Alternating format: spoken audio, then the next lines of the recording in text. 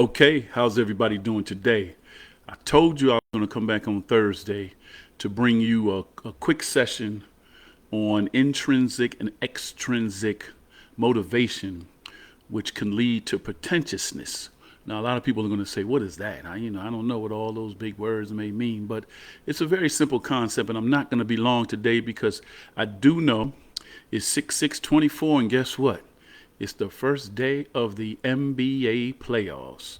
Who you have? Who do you have? Dallas or do you have the Boston Celtics?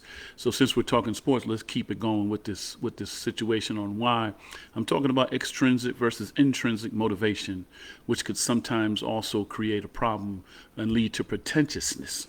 Now, why am I using this story? Well, some of you may have seen a few pictures. I told you I was doing these pretty large basketball tournaments. We did one recently with the organization for which I do work with called Jam On It.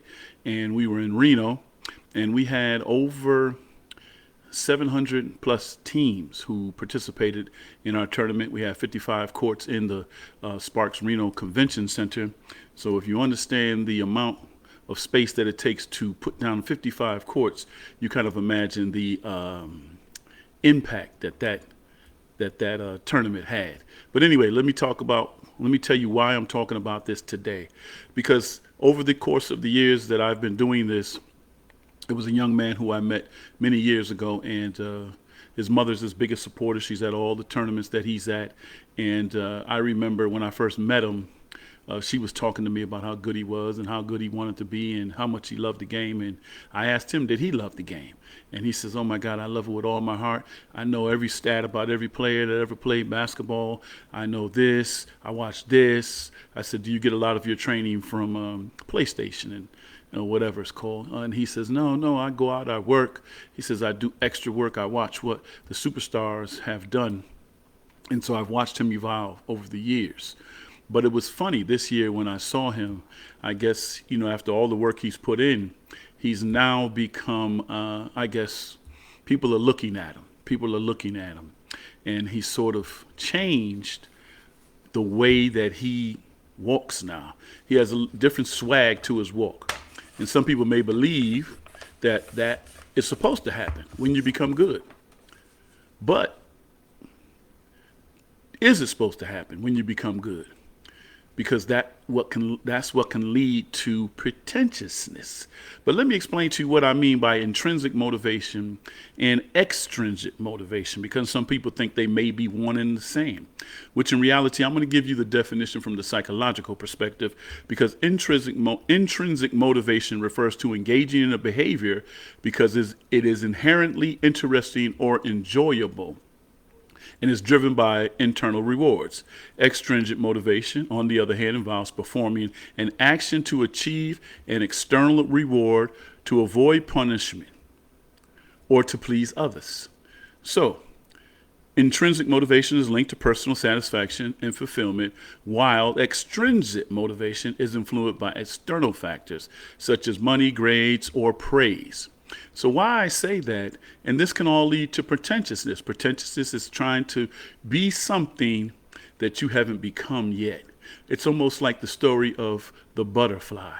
If you realize and know what the caterpillar goes through to become a butterfly, then you would understand what I'm talking about when I say being pretentious. You want to be the butterfly, but you don't want to go through the phases of what a caterpillar goes through to become a butterfly. And sometimes in our lives, we run across people who are unwilling to go through the phases to become what they're destined to be. And so that kind of leads to what the Rory T group is, and that's our motto is you cannot withdraw what you did not deposit. And that is a very simple and very profound statement, just talking about you cannot withdraw what you did not deposit. So why am I saying this today, and why am I talking about it today? Over the last few weeks, over the last month, we talked about three things that are going to affect sports. One is the NIL initiative, which many people know, name, image, and likeness. You can get money from it, generate money as a college student, something that's new to many college students. The next thing is the portal, where you can transfer schools one time. You can transfer many times, but one time without a penalty. And then we talked about 2 days ago the recruiting process for high school students. And so as we talk about this intrinsic motivation, I'm just trying to encourage people that if you truly love the game, become a student of the game, learn the game, understand the odds that you're up against, understand the work you're going to put in. At the high school level, in basketball and over in football, there's over 1 million participants across the country. Now, when we include international athletes, there's probably 2 million people who are competing for very small numbers at the highest level. So if you want to be something to motivate you, make sure it's for the love of the game. Make sure it's for the love of being successful at what you put forth yourself to accomplish. Don't do it for the praise, for the likes on your social media, for the fact that people are going to like you. Because when you no longer are useful to those people, they will forget who you are because somebody else is going to replace the name that they're cheering for.